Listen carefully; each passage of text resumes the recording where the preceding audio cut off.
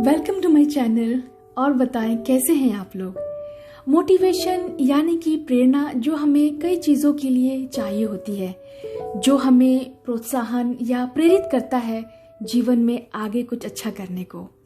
उनमें से एक है व्यवहार, जो हमारे निजी जिंदगी में, रिश्तों में अच्छे ढंग से सही आचरण के साथ ज़रूरी होता है। इस कड़ी में मैं बात करूंगी जब हम अपने बड़े और आदरणीय व्यक्ति के पैर छूते हैं आशीर्वाद लेने के लिए, जिसे हम प्रणाम या चरण स्पर्श कहते हैं, उसका असल में क्या मतलब है और इसका सही तरीका क्या है। इस वीडियो को आप अंत तक जरूर सुनिएगा। अब आप सोचेंगे इसमें क्या है, बस पैर ही तो छूने होते हैं। चलिए जानते हैं। बड़ों को प्रणाम करना हमारी संस्कृति, सद्भावना और सदाचार को दर्शाता है। जब हम अपने से बड़े या श्रद्धेय के पैर छूते हैं तो हम उनका ज्ञान और शिक्षा को स्वीकारते हैं। ये हमारी विनम्रता, समर्पण और ज्ञान को दर्शाता है। हम उनके प्रति आदर की भावना रखते हुए उनका आशीर्वाद लेते हैं।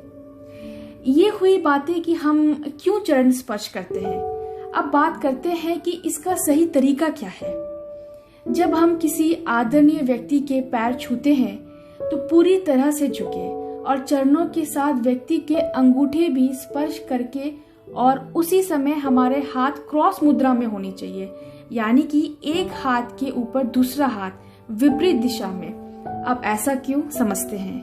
अच्छा बताएं, जब हम हैंडशेक करते हैं तो अपने दाहिना हाथ सामने वाले के दाहिना यानी कि राइट हैंड से मिलाते हैं, ना कि अपना दाहिना उनके बाइने के साथ यानी कि बाइने हाथ के साथ।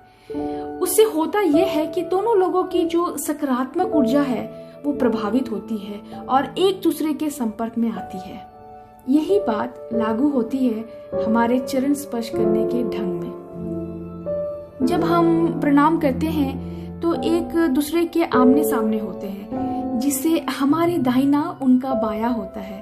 इसीलिए हमारा हाथों को क्रॉस करते हुए दाएं यानी कि राइट हैंड से दाहिना चरण और बाएं हाथ से बायां चरण के अंगूठों को स्पर्श करते हुए प्रणाम करें।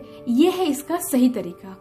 लेकिन फिर भी कभी हम जल्दी में होते हैं तो इस क्रॉस मुद्रा में ना भी कर पाए इस तरीके से, तो इतना जरूर ध्यान रखें कि पूरी तरह से झुककर चरणों को स्पर्श करते हुए उनके अंगूठों को स्पर्श जरूर करें। इस प्रकार सादर झुककर प्रणाम करने से हम अपने अहंकार का नाश करते हैं और आदरणीय व्यक्ति के सकारात्मक ऊर्जा अपने अंदर ग्रहण करते हैं। प्रणाम वैसे तो 3 प्रकार के होते हैं। एक जैसे कि मैंने बताया झुककर, दूसरा घुटने के बल झुककर, और तीसरा जो है वो होता है साष्टांग यानी कि दंडवत प्रणाम, जिसे केवल भगवान, अपने गुरु और अपने माता पिता के सामने ही करना चाहिए, क्योंकि इसका मतलब है कि आप अपने आप को पूरी तरह से उनके चरणों में समर्पित कर रहे हैं।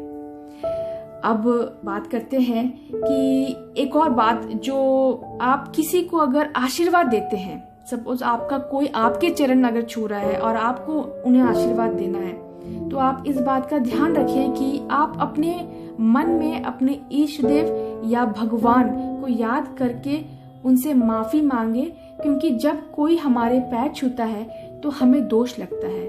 इसलिए आशीर्वाद मन से दे, पूरी तरीके से दे, परंतु अपने मन में प्रभु से क्षमा जरूर मांगे। ये छोटी छोटी बातें हैं, लेकिन इस सही आचरण से, सही व्यवहार से, सही ढंग से जीवन जीने की प्रेरणा मिलती है। अपने बच्चों को भी बताइएगा, उनको इन बातों से अवगत जरूर कराइएगा। कैसी लगी आज की बातें आपको कमेंट बॉक्स में लिखकर बताएं, और पसंद आए तो लाइक जरूर कीजिएगा। मिलते हैं फिर कुछ अच्छे शब्दों के साथ।